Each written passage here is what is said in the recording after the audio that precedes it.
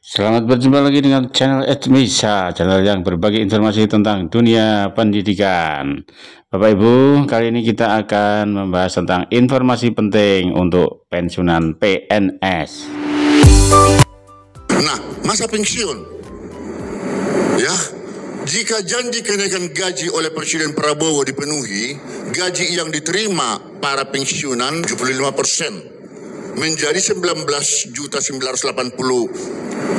sekian kali 75% terima 14.989.976. Ini terhitung sejak tanggal dikeluarkannya nanti peraturan pemerintah atau keputusan presiden. Nah, catatan kami di sini diharapkan terhitung masa berlakunya masa pensiun gaji jika berkenan pemerintah itu dilakukan bersifat mundur, yaitu minimal sejak awal tahun 2025. Pemerintah menaikkan gaji aparatur sipil negara atau ASN dianggap sebagai terobosan positif. Kenaikan gaji ini diyakini akan dapat meningkatkan produktivitas kerja ASN. Rencana pemerintah untuk meningkatkan produktivitas kerja aparatur sipil negara melalui sejumlah stimulus, termasuk kenaikan gaji, dianggap sebagai terobosan positif. Rencana ini diyakini akan mampu mendongkrak produktivitas abdi negara.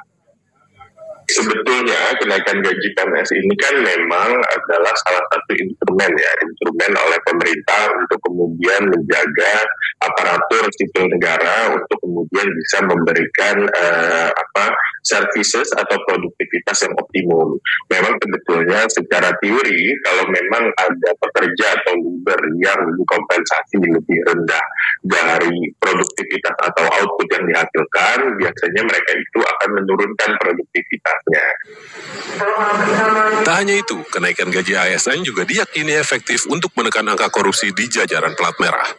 Nah, oleh karena itu juga perlu diperhatikan ada potensi pengurangan kebocoran anggaran. Gitu. Apa ini kebocoran anggaran? Kita tahu di beberapa kasus sebelumnya bahwa ada oknum-oknum PNS yang melakukan penyalahgunaan wewenang, seperti misalnya melakukan korupsi, penggelapan pajak, dan lain semacamnya. Kita harapkan dengan kompensasi yang lebih fair, dengan gaji yang lebih tinggi, praktik-praktik seperti ini bisa dikurangi. Itu tentu perlu dengan skema monitoring yang juga lebih intens dan lebih tepat sasaran. Sebelumnya, pemerintah tengah menggodok regulasi pemerataan dan peningkatan kinerja aparatur sipil negara atau ASN di seluruh wilayah Indonesia. Salah satunya dengan memberi kemudahan naik pangkat bagi ASN yang bertugas di perbatasan wilayah terdepan NKRI. Selain itu, pemerintah juga berencana menaikkan gaji para abdi negara. Tim Liputan Saudara-saudara sekalian,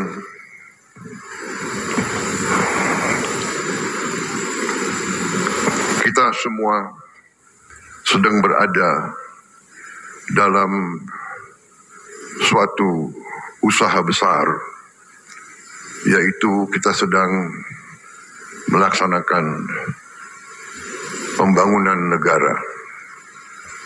Pembangunan sebuah negara adalah perjalanan panjang, ratusan tahun.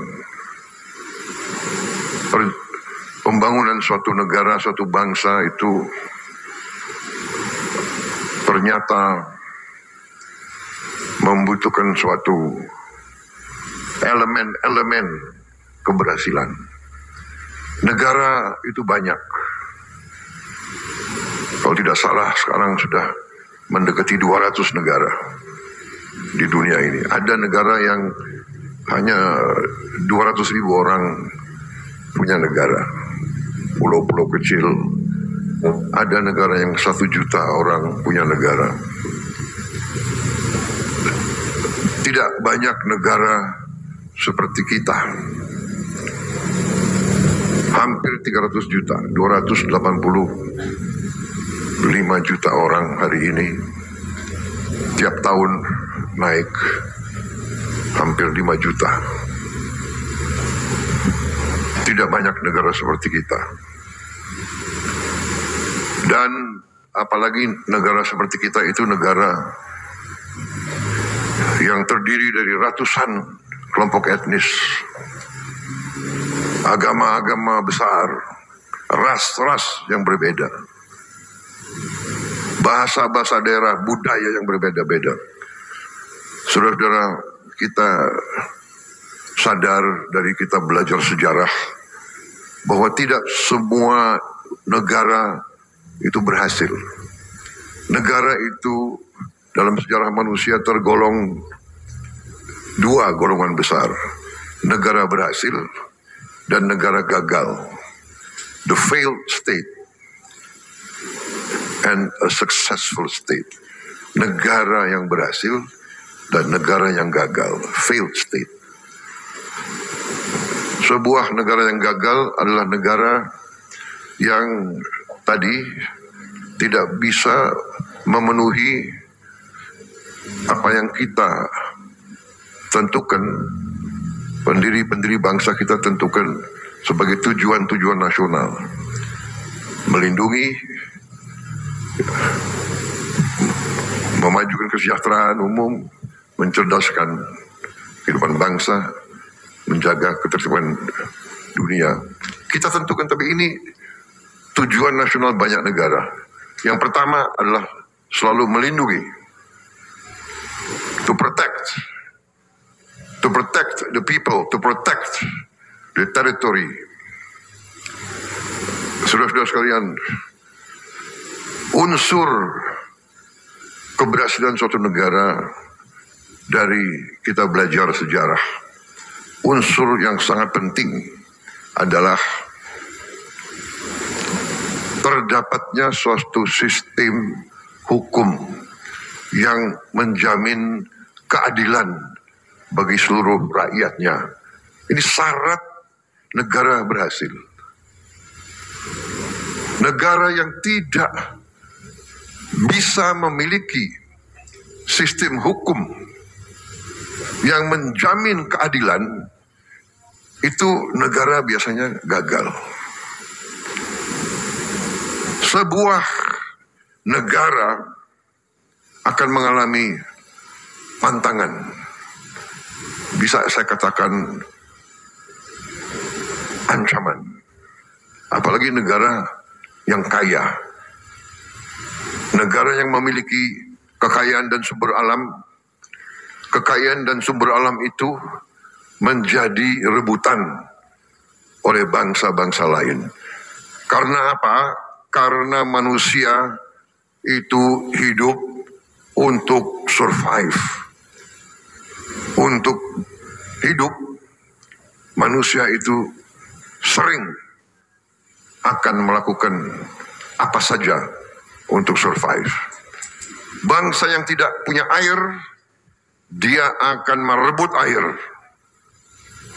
Dia akan perang. Kita lihat India Pakistan sekarang. India mengatakan akan menghentikan beberapa sungai. Pakistan mengatakan kalau perlu saya perang nuklir. Daripada saya mati pelan-pelan, tidak minum, tidak bisa tanam makanan, saya sekalian aja kita sama-sama mati. Ini survive. Untuk makan demikian. Bangsa yang tidak punya lahan subur akan merebut lahan subur. Demikian mineral yang berharga. Demikian energi yang berharga. Bangsa yang tidak punya akan merebut. Bangsa yang punya, negara yang punya, sering digerogoti. Jadi, negara yang tidak memiliki sistem hukum yang mampu memberi keadilan biasanya tidak stabil. Biasanya akan terjadi huru-hara, bahkan perang, saudara. Ini pelajaran. Jadi demikian pentingnya yudikatif. Makanya negara modern dari ratusan tahun dikatakan terdiri dari 3 unsur, trias politika, eksekutif, legislatif, yudikatif. Tidak bisa eksekutif hebat, legislatif tidak bagus, yudikatif tidak bagus. It cannot be done. Tidak bisa. Ini sejarah ribuan tahun, saudara-saudara. Jadi sekarang saya mandataris, saya dipilih rakyat, saya sekarang memimpin eksekutif, saya sekarang bertanggung jawab. Saya sadar, kalau saya tidak didukung oleh yudikatif yang hebat, yang kuat, yang berintegritas, sangat sulit untuk saya melaksanakan tugas saya untuk rakyat. Jadi saudara-saudara, saya terima kasih sama Ketua Mahkamah Agung. Ini kalau tidak salah dalam 6 bulan saya sudah 2 kali diundang ke sini. Ya, terima kasih. Dan saya tidak mau panjang lebar kasih sambutan karena saudara pasti sudah tahu ujungnya di mana. Betul? Ini pidato ini bagus banget ini.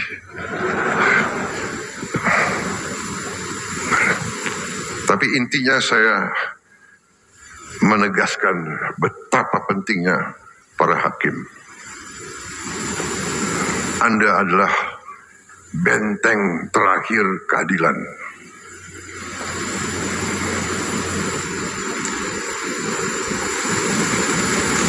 Orang miskin,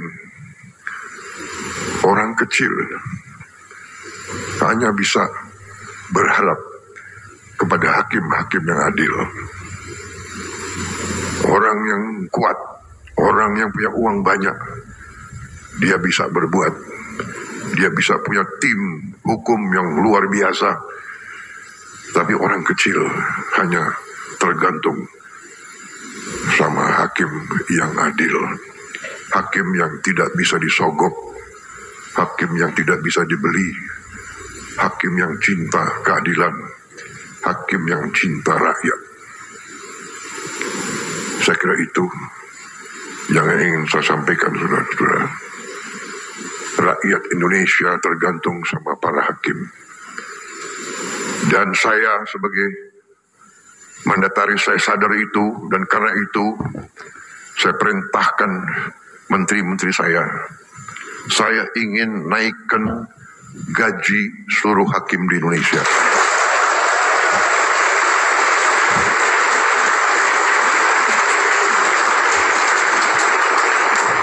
Cari uangnya. Enaknya jadi presiden tuh tinggal perintah-perintah. Yang pusing menteri-menteri, terutama menteri keuangan. Saya minta dinaikkan. Datang ke saya, segini Pak, kurang.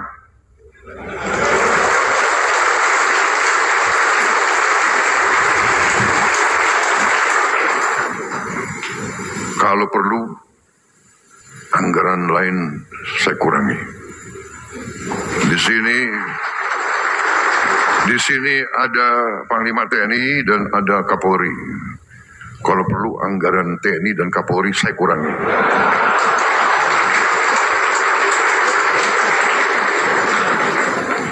Percuma kita punya polisi yang hebat, tentara yang hebat. Si koruptor, si maling, si bajingan itu begitu ke pengadilan lolos. Kasihan ini anak buahmu Kapolri. Jadi kita butuh hakim-hakim yang benar-benar tidak bisa digoyahkan, tidak bisa dibeli.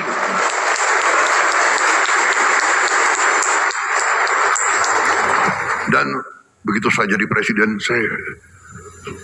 saya kaget. Saya tanya, gimana kondisi hakim? Pak, para hakim sudah 18 tahun tidak menerima kenaikan. 18 tahun. Padahal hakim-hakim menangani perkara triliunan. Saya dapat laporan ada hakim yang masih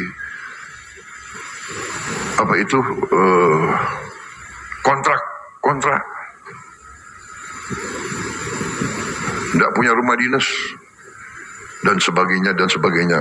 Perumahan sudah kita tertibkan, mudah-mudahan segera akan dilaksanakan. Kita besar-besaran akan lakukan pembangunan perumahan dan gaji. Saya kira saya langsung aja ya.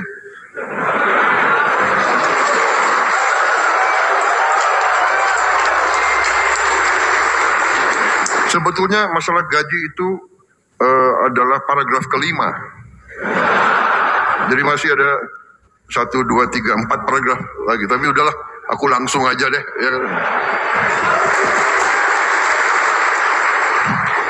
Ya.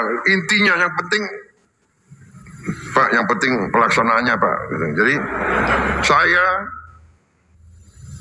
Prabowo Subianto, Presiden Republik Indonesia ke-8, hari ini mengumumkan bahwa gaji-gaji hakim akan dinaikkan demi kesejahteraan para hakim dengan tingkat kenaikan bervariasi sesuai golongan, di mana kenaikan yang tertinggi mencapai 280%.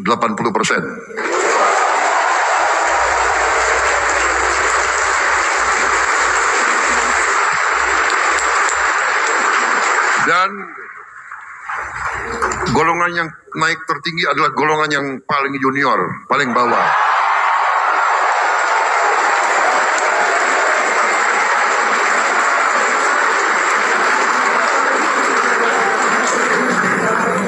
Tapi semua hakim akan naik secara signifikan, ya, secara signifikan. Dan saya monitor terus. Dan semua pegawai lain sabar. Sabar. Saya sudah lihat angka-angkanya, negara kita kuat, negara kita makmur, negara kita kaya.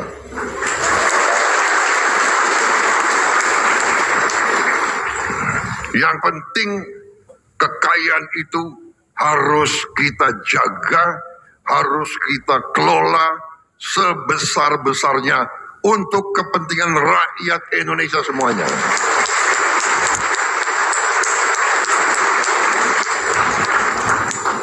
Itu perintah Undang-Undang Dasar,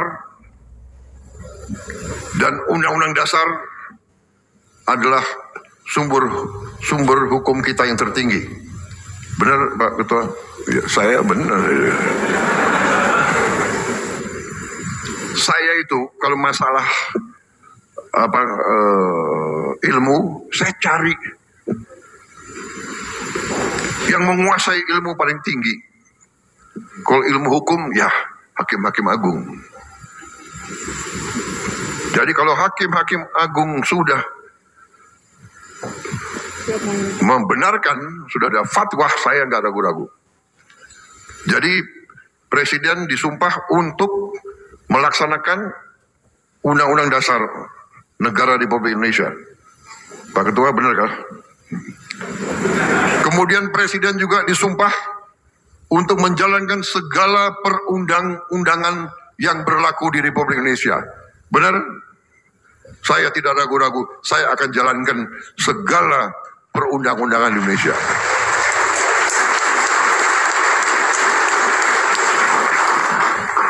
Saudara-saudara sekalian, saya kira cukup sekian. Yang penting itu kan, saudara-saudara, semua unsur lain sabar. Saya menganggap bahwa saya tidak keliru, malah saya sebenarnya masih anggap ini kurang besar, tapi sudahlah. 18 tahun hakim tidak menerima, 3% aja nggak terima, benar. 5% aja tidak terima, benar. Hari ini Presiden Prabowo Subianto ambil keputusan naik yang paling junior 280%.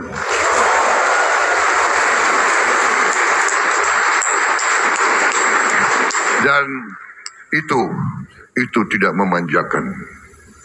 Itu tidak memanjakan. daripada uang negara dicuri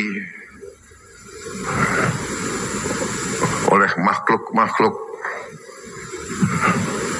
yang nggak jelas itu. Berkali-kali saya kasih peringatan ya, tapi mungkin orang Indonesia tuh kalau dikasih peringatan tuh masih nggak mempan. Tapi sebentar lagi dengan hakim-hakim yang kuat, kita tegakkan hukum. Tegakkan hukum.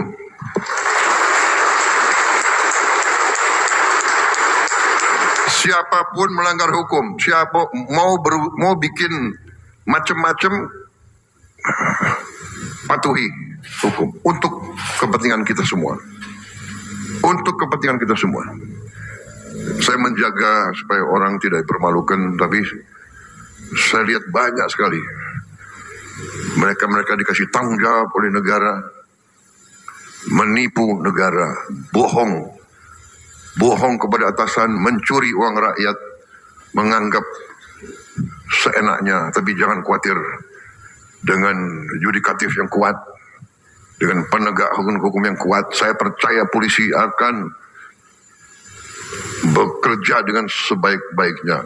TNI mendukung, kejaksaan semua bekerja. Kita akan tertibkan negara ini. Kita akan bikin Indonesia berhasil karena sistem hukumnya yang baik.